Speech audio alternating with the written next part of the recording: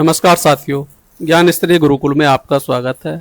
साथियों, आज के टॉपिक में कवर करने जा रहे हैं हम H1B1 वीजा क्या है, अमेरिका ने इससे संबंधित क्या नियम लगाए हैं, दादा साहब फाल्के पुरस्कार किसे दिया गया है, उत्तर प्रदेश में धान का खरीद मूल्य क्या है, धान के खरीद मूल्य के लिए न्यूनतम समर्थन मूल्य क्या निश्चित किया गया है, लंपी वायरस क्या है, लंपी वायरस के क्या समाधान हैं, ऑस्ट्रेलिया भारत क्रिकेट मैच में किसकी हार हुई है, किसकी जीत हुई है।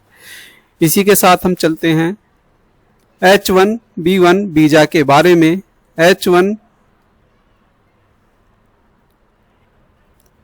H1B1 वीजा की मूल बातें। यह नॉन इमिग्रेट वीजा है, यानी यह स्थायी निवासिता परमानेंट रेसिडेंसी नहीं देता है।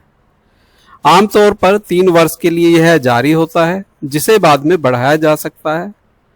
उम्मीदवारों के पास कम से कम एक स्नातक डिग्री या इसके समकक्ष अनुभव होना जरूरी होता है उस क्षेत्र में जिसमें उसको नौकरी करनी है। नियोक्ता को यह दिखाना होता है कि वह अमेरिकी श्रमिकों को नहीं पाए या नौकरी के लिए योग्य न हो तभी विदेश में कर्मचारी ले रहा है। इसी के संबंध में और अन्य जानकारी। वर्तमान में इस पर अमेरिका ने एक नियम बनाया है, जो भारतीय पेशेवर अब अमेरिका जाएंगे उनके लिए नया टैक्स दिया जाएगा। जैसे अब तक औसतन 5 लाख रुपए चुकाने होते थे 3 साल के लिए, अब 5 लाख का 50 गुना अमेरिका वसूलेगा जो नए वीजा धारक होंगे। पुराने वीजा धारकों पर कोई प्रभाव इसका अभी नहीं पड़ेगा। भारत से करीब 3,20,000 भारतीय इसी तरह के वीजे पर हैं। आने वाले समय में इसकी संख्या घट सकती है, क्योंकि आने वाले समय में 3 साल के बाद नए वीजे बनवाना इतना आसान नहीं रहेगा, कंपनियां इतना खर्चा नहीं उठा पाएंगी। तो इस वीजे से भारत को तकड़ा झटका लगा है। यह वीजा नियम भारत के लिए बहुत ही सख्त होने वाला है। इससे संबंधित पहला प्रश्न, H1B वीजा किस प्रकार का वीजा है? ऑप्शन बी हमारा सही है, नॉन इमिग्रेट वीजा है। यह स्थायी वीजा नहीं है। चलते हैं अगले प्रश्न की तरफ। अगला प्रश्न, इसकी व्याख्या आप पढ़ सकते हैं।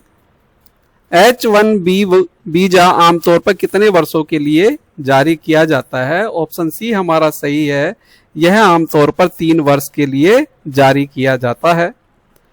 अगले प्रश्न की तरफ चलते हैं। हाल ही में H1B वीजा आवेदन शुल्क को लगभग कितनी राशि तक बढ़ाया गया है? ये आपके 1 लाख रुपए तक बढ़ाया गया है, डॉलर में है ये। H1B वीजा के लिए मुख्य पात्रता क्या है? इसके लिए ऑप्शन सी स्नातक डिग्री या समकक्ष अनुभव होना जरूरी है। इसके लिए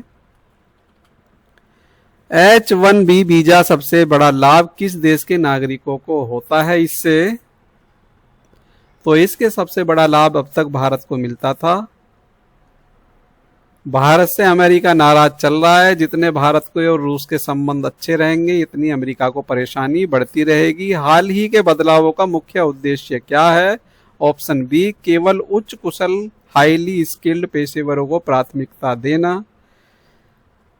IIT में जो मेरिटधारी होंगे, जो अच्छी क्वालिटी के बच्चे होंगे, उनको ही वहां पर लिया जाएगा। नए नियम से सबसे ज्यादा किसे कठिनाई होगी? सबसे ज्यादा भारतीय पेशेवरों को यहां से कठिनाई होने वाली है, क्योंकि भारतीय पेशेवरों को इतनी आसानी से कंपनियां वीजा नहीं बनवाएंगी, इतने महंगे खर्चे पर नहीं बुलाएंगी। अगला प्रश्न, H1B वीजा कौन जारी करता है? ऑप्शन बी, अमेरिकी दूतावास US असेंबली इसको जारी करती है। नए बदलावों से किस प्रकार की कंपनियों को सबसे ज्यादा दिक्कत होगी? इसमें सबसे ज्यादा दिक्कत होगी छोटी कंपनियों और स्टार्टअप को। बड़ी कंपनियों पर इसका कोई प्रभाव नहीं पड़ेगा, उनका टर्नओवर बहुत ज़्यादा होता है, वे अपना औसत निकाल लेंगे, लेकिन छोटे लोगों को सबसे ज़्यादा दिक्कत होने वाली है। H1B वीजा के तहत कुल अवधि एक्सटेंशन सहित अधिकतम कितनी हो सकती है? अधिकतम इसमें 6 वर्ष कर सकते हैं, इससे ज्यादा नहीं हो सकती है। आगे चलते हैं दादा साहेब फाल्के पुरस्कार की तरफ। दादा साहेब फाल्के पुरस्कार किस क्षेत्र में दिया जाता है? पहला प्रश्न हमारे सामने, यह सिनेमा क्षेत्र में दिया जाता है। इसके बारे में सामान्य जानकारी अभी देते हैं। इस बार सुपरस्टार मोहनलाल को दादा साहेब फाल्के पुरस्कार दिया गया है। मलयालम सिनेमा के सुपरस्टार मोहनलाल को 2023 के दादा साहेब पुरस्कार से सम्मानित किया गया है। भारतीय सिनेमा का यह सर्वोच्च सम्मान है। अभिनेता, निर्देशक, निर्माता सोहनलाल को 23 सितंबर को 71वें राष्ट्रीय फिल्म पुरस्कार समारोह में यह सम्मान दिया गया है। यह 71वां राष्ट्रीय फिल्म पुरस्कार था। 4 दशक से अधिक के कैरियर में मोहनलाल ने मलयालम, तमिल, तेलुगु, हिंदी व कन्नड़ में 350 से अधिक फिल्मों में अभिनय किया है। उन्होंने सर्वश्रेष्ठ अभिनेता के लिए 2 बार राष्ट्रीय फिल्म पुरस्कार जीता है। वह 2001 में पद्मश्री व 2019 में पद्म भूषण से भी सम्मानित किए जा चुके हैं। पीएम नरेंद्र मोदी ने कहा कि मोहनलाल उत्कृष्टता व बहुमुखी प्रतिभा के प्रतीक हैं।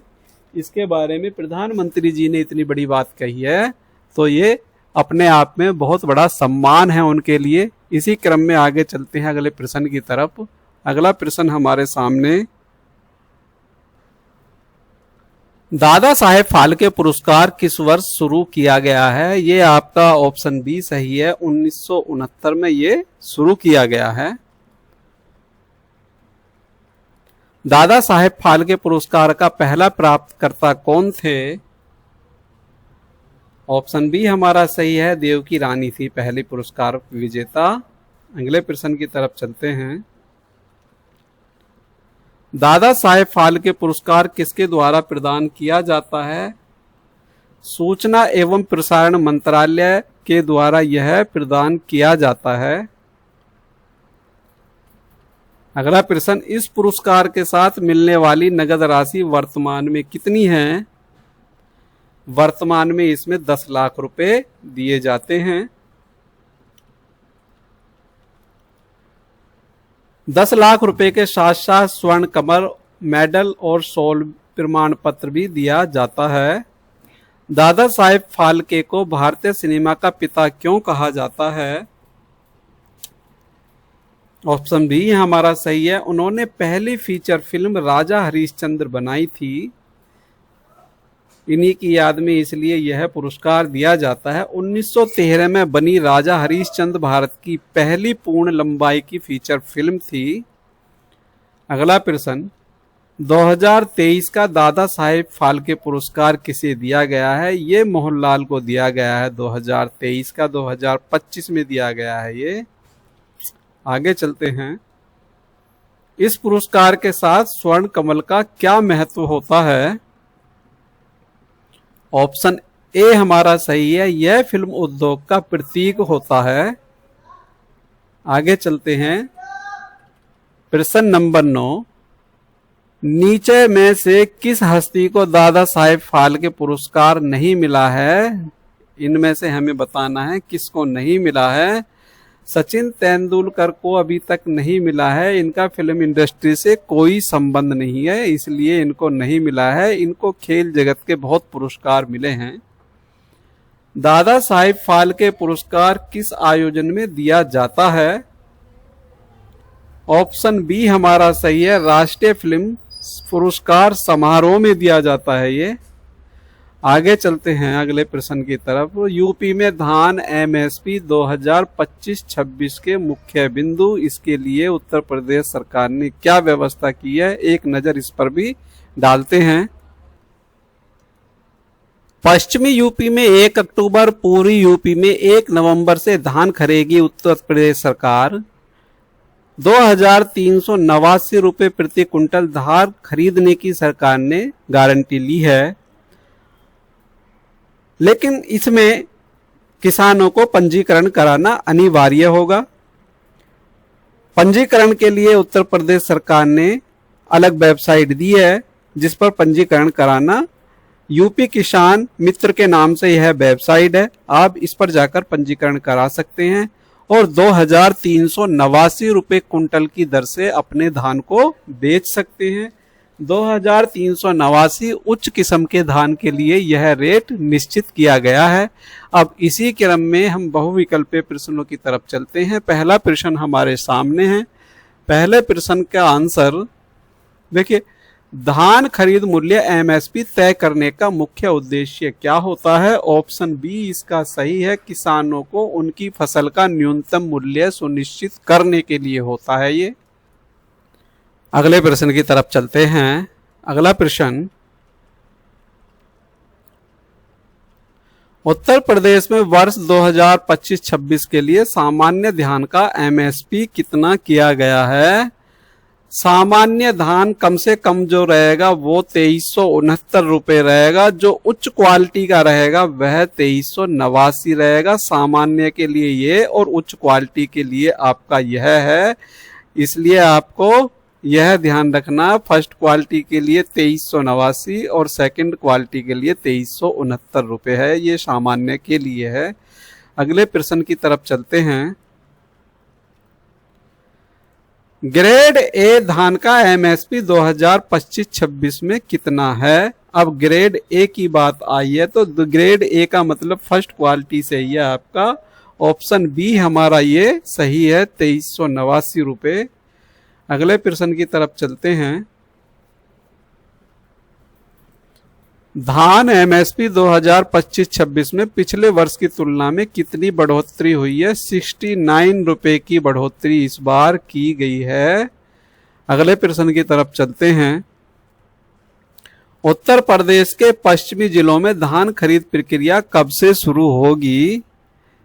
ये होगी आपकी 1 अक्टूबर से। पश्चिमी उत्तर प्रदेश का आया आपका बुलंदशहर, मेरठ, आपका सहारनपुर, बिजनौर, आपका बागपत, मुजफ्फरनगर, ये हमारे पश्चिमी उत्तर प्रदेश में आते हैं। तो इस क्षेत्र में 1 अक्टूबर 2025 से धान की खरीद शुरू की जाएगी।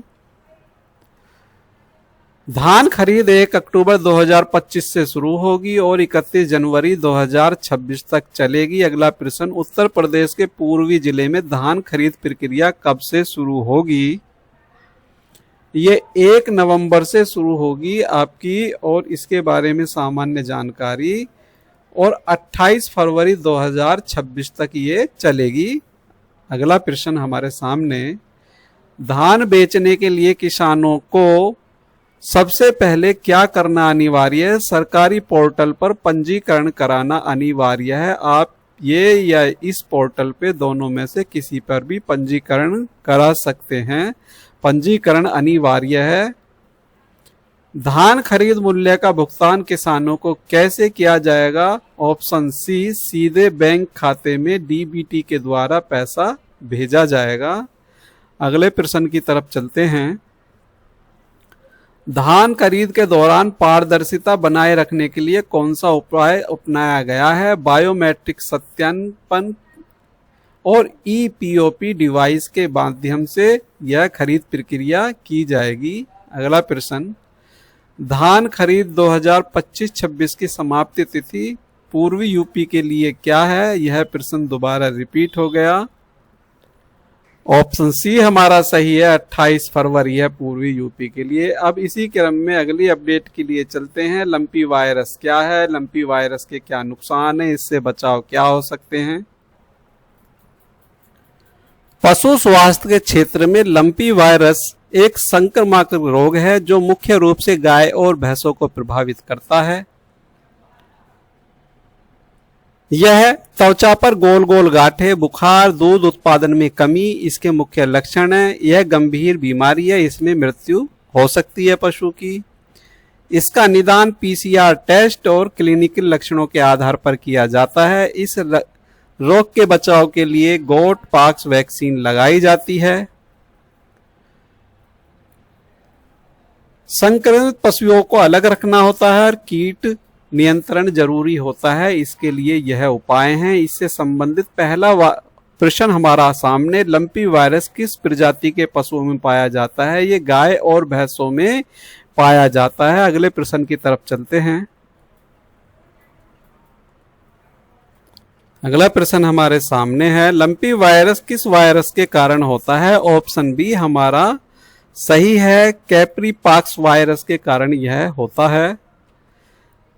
अगला प्रश्न इसके बारे में, यह पॉक्स वायरस परिवार का वायरस है जो त्वचा पर गांठे लंप्स बनाता है। इसके बारे में यह सामान्य पहचान है।